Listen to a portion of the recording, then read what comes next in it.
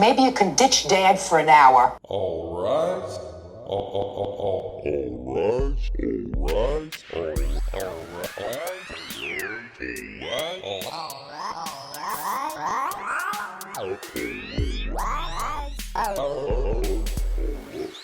For Judging Judy. All right.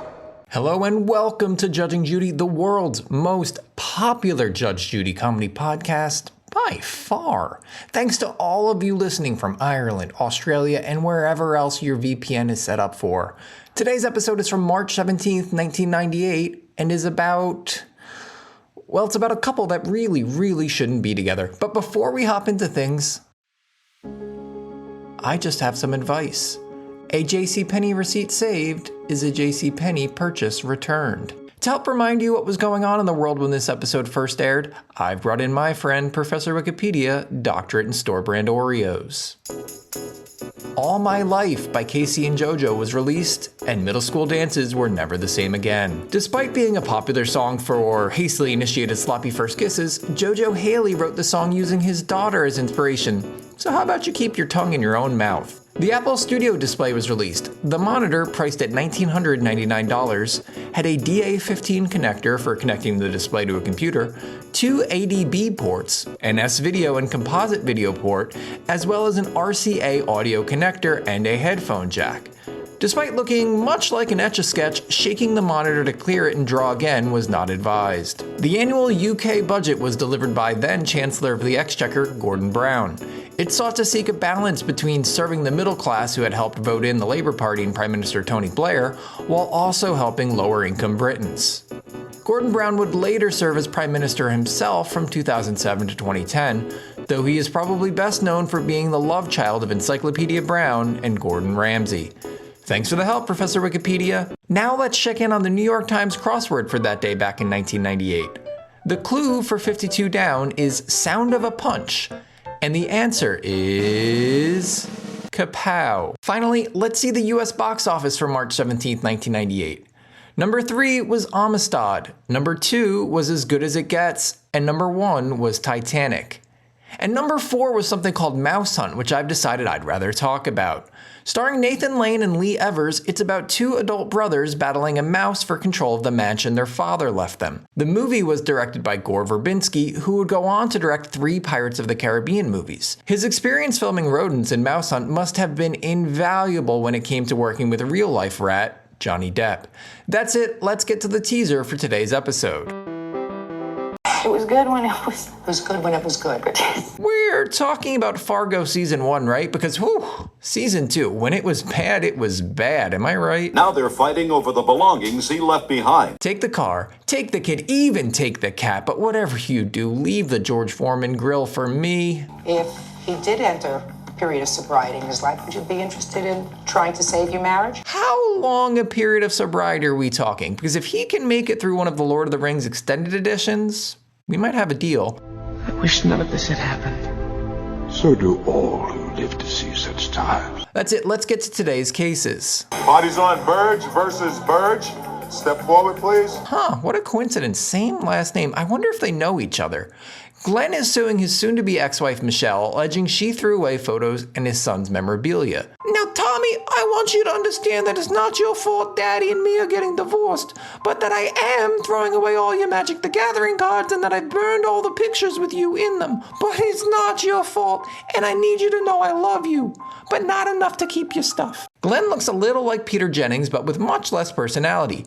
Peter Jennings, I think, was notoriously dry, but this guy makes him look like the Amazon rainforest by comparison. He has all the vigor of an unopened can of off-white paint. If he were a food, he'd be unsalted margarine on a plain Lender's bagel. Announcer Jerry Bishop introduced Glenn as an engineer. I can only imagine he's designed the most boring things. Splash guards for sinks or safety scissors or something. Glenn says the stuff that Michelle threw away, it's valued at $5,000. Which proves that one woman's trash is another man's $5,000 treasure. She says that you were an abusive drunk who hit her, left the house, disappeared for months. She had no idea where you were. How charming. Judy says that Michelle says she ultimately got sick of being a stand-in for a self-storage unit and so said salutations to his stuff. You know she had a dumpster ready in the yard on day one. He could have just stepped out. He could have been going to get the mail. Beep, beep, beep. Sure, yeah, he was gone for months, but his stuff was gone the moment he walked out the door. Maybe sooner, even. I don't know. We learned that Michelle and her pseudo-scarecrow were together for about 3.5 years. We were only married right at 4 months, though, when I left. Not long, but still more than enough time to realize you shouldn't be married to Glenn. And I gather you were living with the defendant's father. Glenn confirms this, and we get a look at Michelle's dad, her witness, and he looks like he likes to gamble on greyhounds down at the track. It's something about his oversized, thick glasses, or the hint of chest hair we see poking through his pink button-up shirt, or the fact that he's got his name, Bill, written on his teal jacket. Michelle's dad is probably pushing 80, and I bet he's never eaten a leafy green in his life, purely out of principle. At this point, Glenn kicks off his version of the night he left the house. The evening that I left, I was quite intoxicated. If you'll bear with me.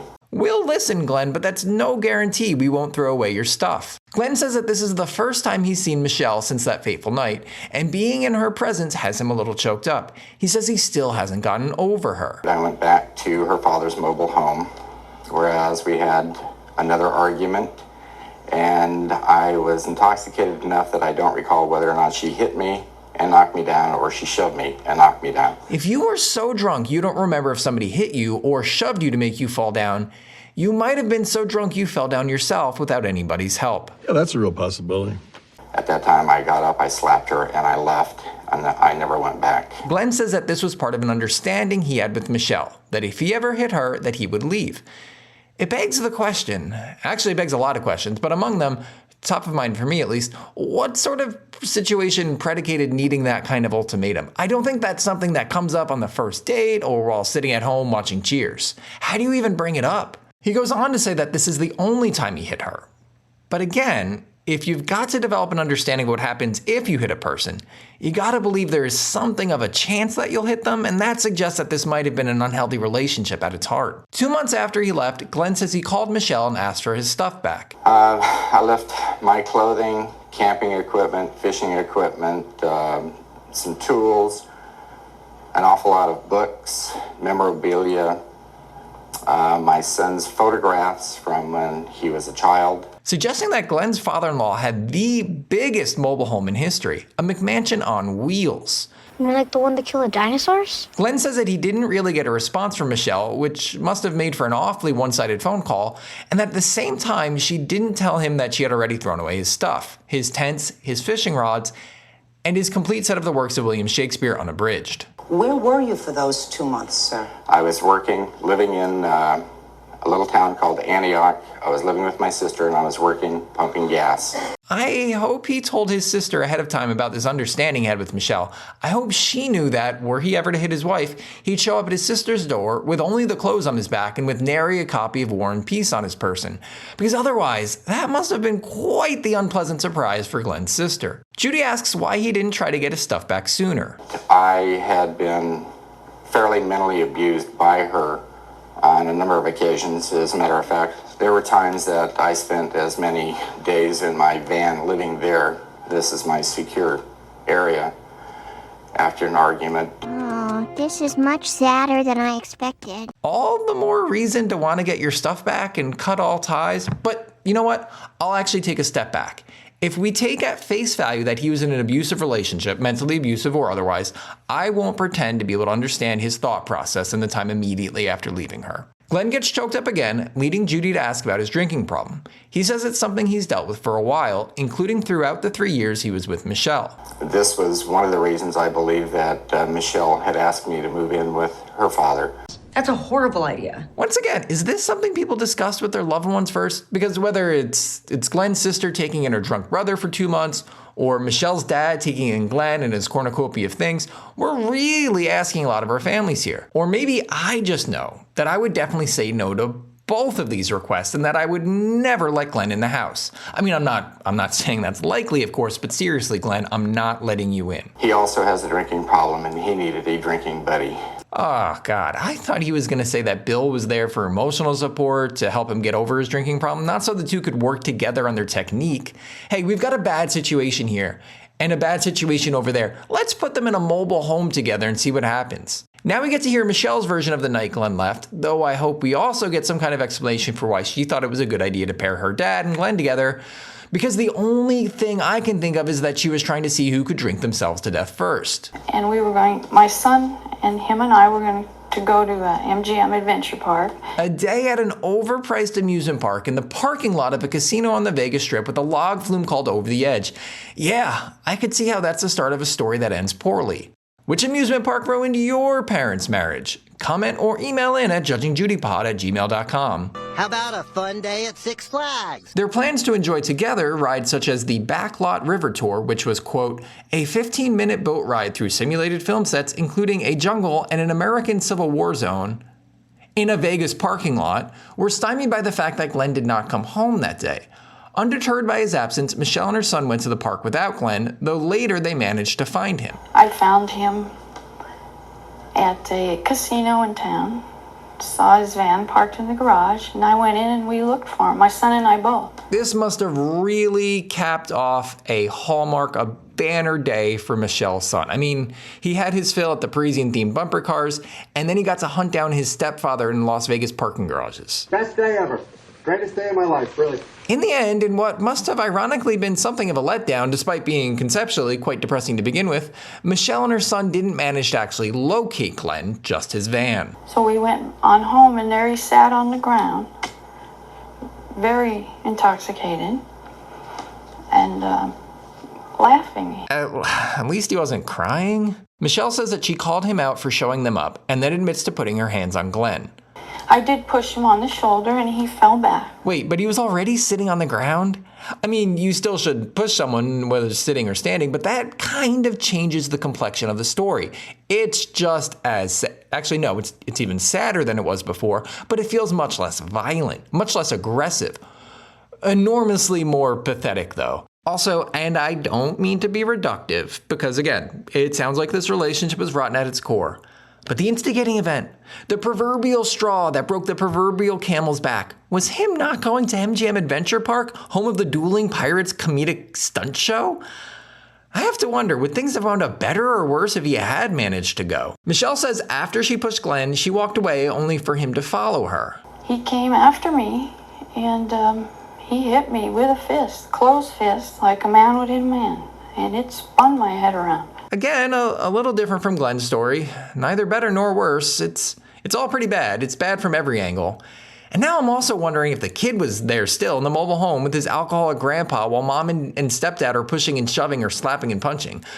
I can't imagine, were he there or not, that he ever wanted to go to MGM Adventure Park again. Some bad memories are definitely going to be associated with that place. Michelle says that the punch left her unable to close her jaw for a week. At that point, we called the police. I was yelling, "Dad, he's hitting me." It must have been heart-wrenching for Bill. Bill, who has a drinking problem, to know that the man his daughter thought could be his drinking buddy would hit his daughter. And I'm only saying that again to underscore how many bad decisions appear to have led up to this fight. It goes way back, way back. With the police on the way, Michelle says that Glenn tried to take her car to skedaddle.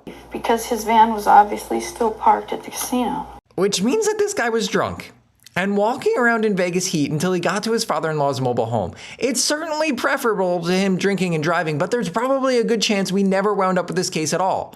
Because Glenn wound up dead somewhere along Frank Sinatra Drive. Michelle says she had to pull Glenn out of the car to stop him from taking it, forcing him to get a neighbor to drive him back to the parking garage so he could get his van. All aboard! Michelle adds that she never heard from him either, and it goes without saying, but one of them is lying. Although, I don't know, maybe Glenn was calling the wrong person, that's why he never got his stuff back. We come back from a break with Judy asking what happened to the stuff. Put him in an unlocked shed outside of our mobile home, which meant he had access at any time. Ultimately. Of course, if they weren't talking, Glenn wouldn't have known this and wouldn't have gotten his stuff. Eventually, Michelle donated the stuff to the Salvation Army, the people most famous for their bell clanging around Christmas, of course, and their warped view of homosexuality all throughout the year. What about his pictures and that sort of stuff? They took it all. It was thrown in garbage bags and boxes. Michelle again says that in the intervening 3 months, she hadn't heard from Glenn at all, even while she tried to reach out to him via his extended family. She was, however, able to get a message to him, leading him to call her back eventually. At this point, she did still have the stuff, though I imagine the Salvation Army was just salivating thinking of getting their greedy paws on his fishing rod. So what was the conversation? It was, hi, how are you doing? I can't live in Las Vegas anymore. The drinking's too available, and I would like you to come live here with me. And based solely on the information I know about these two from the 7 minutes of television originally aired 29 years ago, these two shouldn't be together. They shouldn't be together in Vegas. They shouldn't be together in Antioch, California. They shouldn't be together anywhere on Earth, Mars, or in the known solar system. Heck, even the unknown, the solar system under witness protection. Nowhere. Would being somewhere where alcohol is less available be a good thing for them both? Certainly. Will it solve their underlying issues? I don't think so. Alcohol isn't the problem. It's a problem. It's a problem, but it's not the problem. I'm just scratching the surface of their culture. Though, like I implied, I don't actually know much about either of them, so I could be wrong. Michelle says she doesn't remember if his stuff came up during that conversation, and I could see that being a possibility. If he thought they had a chance of getting back together, maybe he thought he had a chance of being reunited with his stuff, too. How much time passed between this first conversation that you had with him and the time that you actually disposed of the property? approximately 1 month later. Michelle says that the reason she ultimately dumped the stuff was because she had received a letter from Glenn saying he would come on a specific date to collect it, but that he never showed.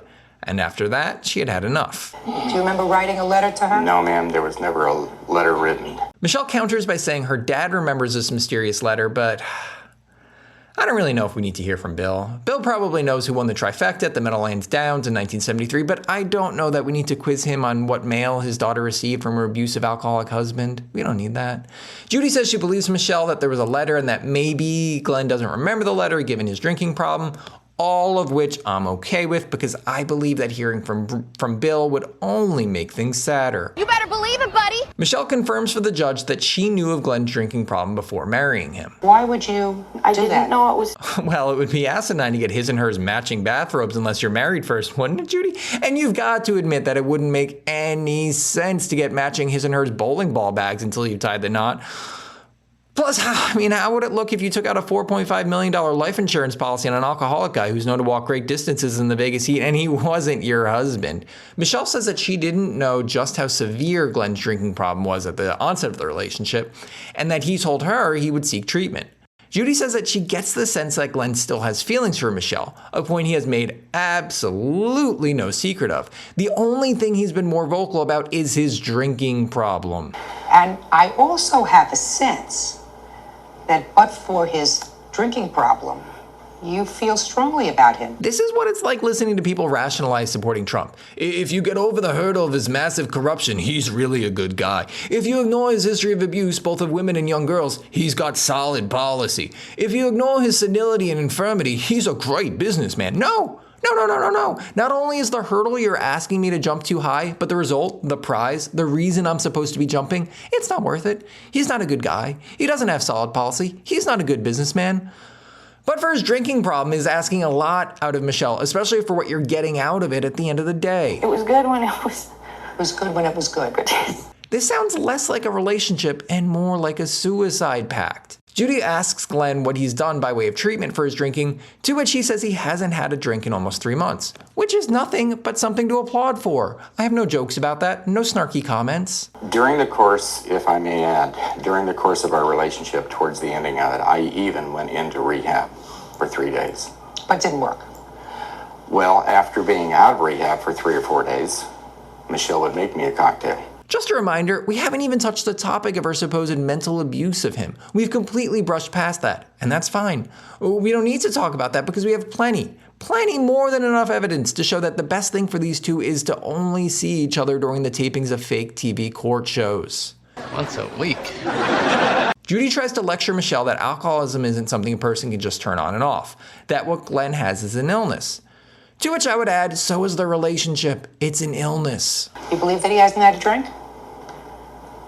Looks pretty straight to me. And what are we going to do if he hasn't? Celebrate at PJO Drink-A-Hands with their all-day happy hour bottomless malt liquor special?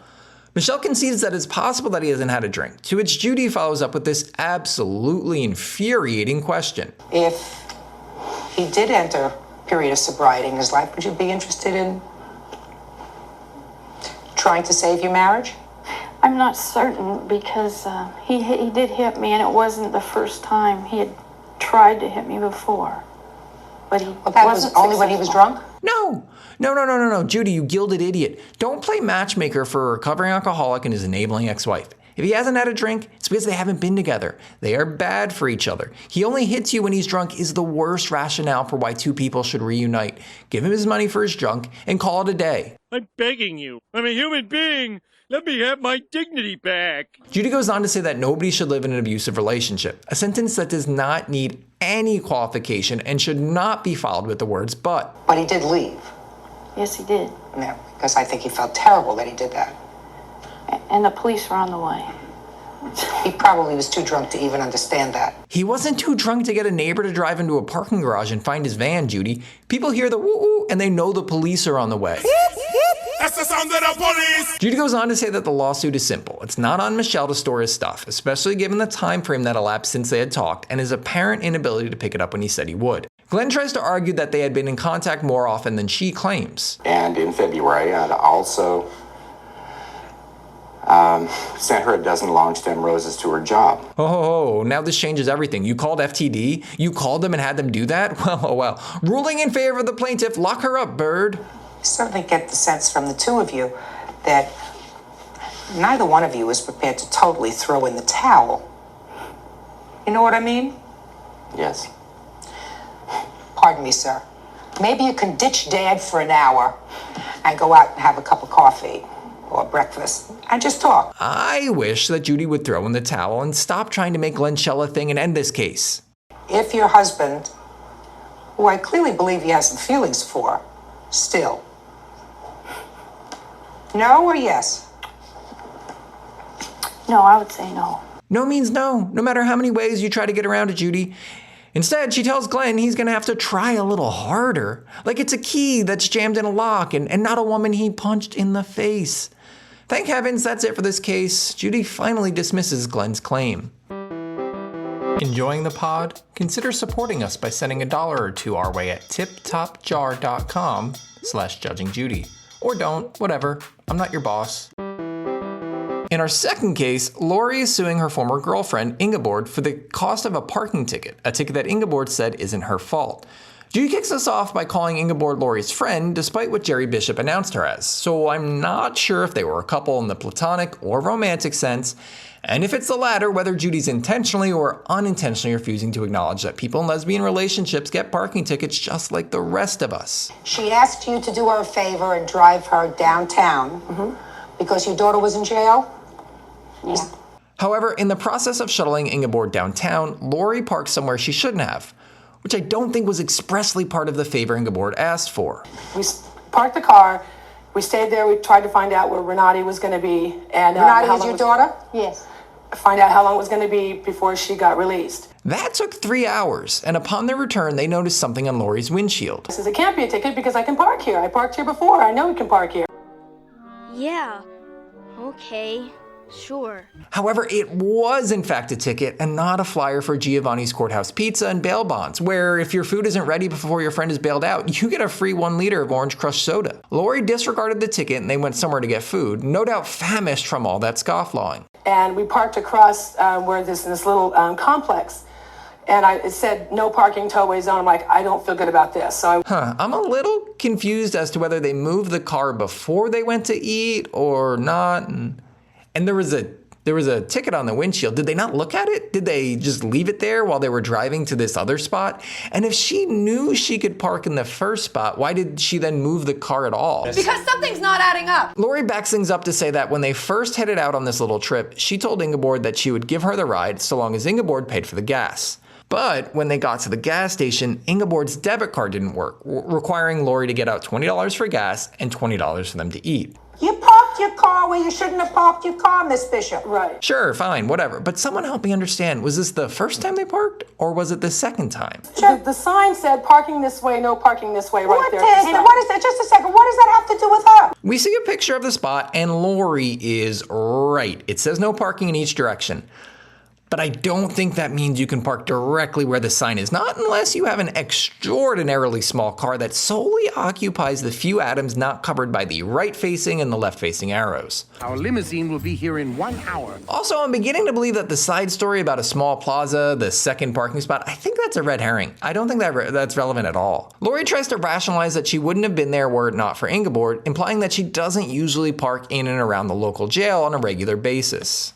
I did her a favor. I've done a lot for this lady. Judy has no interest in this line of argument, saying that if she had gotten a speeding ticket while doing a favor from Ingeborg, it would be her responsibility, not Ingeborg's. The transitive property, while supposedly applicable in basic math, apparently doesn't work for traffic tickets. Well, because she didn't have the money to pay where we could park where it wasn't going to cost us any money. Where it wasn't going to cause me any harm. I might get a ticket for this, but I'm going to speed along and say that Lori's not getting anything from Judge Judy today. Gathering that she's on the losing end of things, Lori tries to pivot. Okay, well, what about the money that I took $40 to eat on for the parking, to finally pay the $5 for the parking and stuff. What about that? Judy concedes that Ingeborg is responsible for those out-of-pocket expenses. Good. Judgment for the plaintiff for the amount of $25. Now it's time for the part of the show that changes people's lives. It's time for me to judge Judy. I pretend to follow a set of strict rules, but it all comes down to this. Did Judy deliver justice? Justice to the people in her court? Justice to the people at home? Justice to you? And justice to me? If she did, she's innocent. But if not, she's guilty. Now right away, let's throw out case number 2. It went by so fast that I'm convinced Judy wanted to wrap things up before the time ran out on the parking meter out back. Now today's ruling is all about case 1. And Judy's insistence that these two get back together again. He abused her. She may have mentally abused him. He was an alcoholic. She was an enabler. There was nothing tying them together. No kids, no property. They'd been married less than a year. And yet Judy was convinced that they belonged together. In what she herself declared as a simple case, she decided to spend an inordinate amount of time badgering Michelle to ignore her better instincts and get back together with the guy who abused her. That was wrong then. That was wrong for her to say to Michelle, and it was wrong for her to say to her viewing audience at home. The judge was sending all the wrong messages. Whatever feelings they had for one another could not have been enough to surmount the reality that they were wildly unhealthy for each other. In her long career as a real judge, how often did she try to cajole couples into reuniting despite any number of glaring warning signs because they still had feelings for each other? It's a misguided, dangerous mentality, and for that reason, today, Judy's guilty. That noise means it's time for Hangman. But this isn't the Hangman you played as a kid when you really ought to have been hiding evidence of your crimes. No, this is Hangman with stakes. And this week, I'm putting ringtones up on the gallows. For our younger listeners, and if my statistics are accurate, I have no younger listeners, ringtones were simple, magical things of days long gone. There were Crazy Frogs, there were Hello Motos, there were Mambo's No. 5 abruptly interrupting funerals, and people used to pay for these things. But it appears that the time of ringtones has passed. Vibrate is without a doubt winning the notification wars. Ringtones have fallen on deaf ears. And if I lose today, they will officially be thrown to the trash heap where perhaps they will keep company with that LG chocolate you had back in 2009. Of course, if I win, ringtones will survive and very well may make a comeback. Heck, if I win, I wouldn't be surprised if people started clamoring for Judging Judy ringtones. Don't you want to hear this voice every time Grandma calls you to ask what two-factor authentication is? Now, as always, I'm using hangmanwords.com, and this week, I'm returning to their television words list. As a reminder, I can make 6 incorrect guesses, 6 letters that aren't in the word until I lose. And yeah, I know, this would be better on a visual medium. So our answer today, again from the television words list, is one word, and it is 8 letters. I'm gonna get real crazy with no rationale, no strategy here, and I'm gonna start with the letter U. There is no U. That paid off. I'm glad I went somewhere risky with that one. Let's stay risky. Stay real risky and go O. We're gonna do the vowels in reverse. There are 2 O's. Maybe that risk paid off. So it is blank, blank, blank, blank, blank, oh, blank. Let's keep this going. Let's go with I. There is no I, and I'm getting a little bit worried about this strategy again. I'm feeling a little nervous. A lot of highs and lows so far. Let's try E. There is one E. I can tell you for sure there's not gonna be an A. The second letter is E. I don't know why I said for sure. I could very well be wrong. But now we're looking at blank E, blank, blank, blank, oh, blank.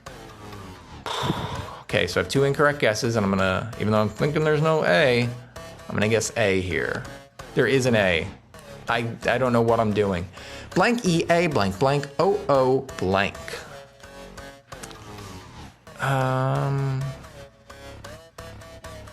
Let's go with L. The letter that falls most often between K and M. No L. So my hangman now has a left leg, and I have 3 more incorrect guesses. Let's try an S.